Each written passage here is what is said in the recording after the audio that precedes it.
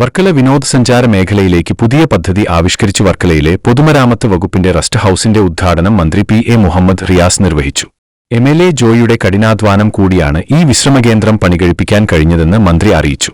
ഇന്ന് കേരളത്തിൽ 5 ലക്ഷത്തിൽ പരം റെസ്റ്റ് ഹൌസുകളാണ് ഉള്ളത്. അതിന്റെ ഭാഗമായി 32 കോടി രൂപയാണ് ഖജനാവിലേക്ക് സർക്കാരിന് ലഭിച്ചതെന്നും മന്ത്രി പറഞ്ഞു. പാപനാശം കടൽത്തീരത്തിന്റെയും ദക്ഷിണകാശി എന്നറിയപ്പെടുന്ന ജനാർദ്ദന സ്വാമി ക്ഷേത്രത്തിന്റെ സമീപത്തുമാണ് പുതുതായി പണികഴിപ്പിച്ച റെസ്റ്റ് ഹൌസ്. ഉദ്ഘാടനം നടന്നത് 10 കോടി രൂപ വിനിയോഗിച്ച് 20.000 സ്ക്വയർ ഫീറ്റിൽ ആധുനിക ഹോട്ടൽ മാതൃകയിൽ നിർമ്മിച്ചിട്ടുള്ള ഈ 3 നില കെട്ടിടത്തിൽ 4 എസി സിസ്യൂട്ട് റൂമുകൾ, 16 എസി ഡീലക്സ് റൂമുകൾ, 2 എസി സിംഗിൾ റൂമുകൾ, യൂട്ടിലിറ്ററി റൂമോട് കൂടിയ AC conference hall, restaurant, lift എന്നിവ സജ്ജീകരിച്ചിട്ടുണ്ട്. ഈ പുതിയ പദ്ധതികൾ ആവിഷ്കരിക്കുന്നതോടൊപ്പം മെഡിക്കൽ, ടൂറിസം, യോഗ, വെൽനെസ് കേന്ദ്രങ്ങളും വികസിപ്പിച്ച് പരിസ്ഥിതി സൗഹൃദ വിനോദസഞ്ചാരം ഉറപ്പാക്കുകയാണ് സർക്കാരിന്റെ ലക്ഷ്യമെന്ന് അഡ്വക്കേറ്റ് വി ജോയ് എം.എൽ.എ. പറഞ്ഞു.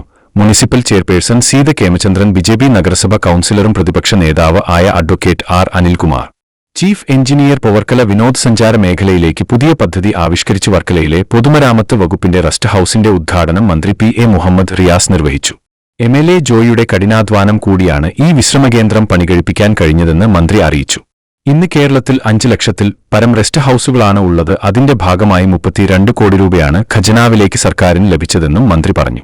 പാപനാശം കടൽത്തീരത്തിന്റെയും ദക്ഷിണകാശി എന്നറിയപ്പെടുന്ന ജനാർദ്ദന സ്വാമി ക്ഷേത്രത്തിന്റെ സമീപത്തുമാണ് പുതുതായി പണികഴിപ്പിച്ച റെസ്റ്റ് ഹൌസ്. ഉദ്ഘാടനം നടന്നത് 10 കോടി രൂപ വിനിയോഗിച്ച് 20.000 സ്ക്വയർ ഫീറ്റിൽ ആധുനിക ഹോട്ടൽ മാതൃകയിൽ നിർമ്മിച്ചിട്ടുള്ള ഈ 3 നില കെട്ടിടത്തിൽ 4 എസി സിസ്യൂട്ട് റൂമുകൾ, 16 എസി ഡീലക്സ് റൂമുകൾ, 2 എസി സിംഗിൾ റൂമുകൾ, യൂട്ടിലിറ്ററി റൂമോട് കൂടിയ AC conference hall, restaurant, lift എന്നിവ സജ്ജീകരിച്ചിട്ടുണ്ട്. ഈ പുതിയ പദ്ധതികൾ ആവിഷ്കരിക്കുന്നതോടൊപ്പം മെഡിക്കൽ, ടൂറിസം, യോഗ, വെൽനെസ് കേന്ദ്രങ്ങളും വികസിപ്പിച്ച് പരിസ്ഥിതി സൗഹൃദ വിനോദസഞ്ചാരം ഉറപ്പാക്കുകയാണ് സർക്കാരിന്റെ ലക്ഷ്യമെന്ന് അഡ്വക്കേറ്റ് വി ജോയ് എം.എൽ.എ. പറഞ്ഞു.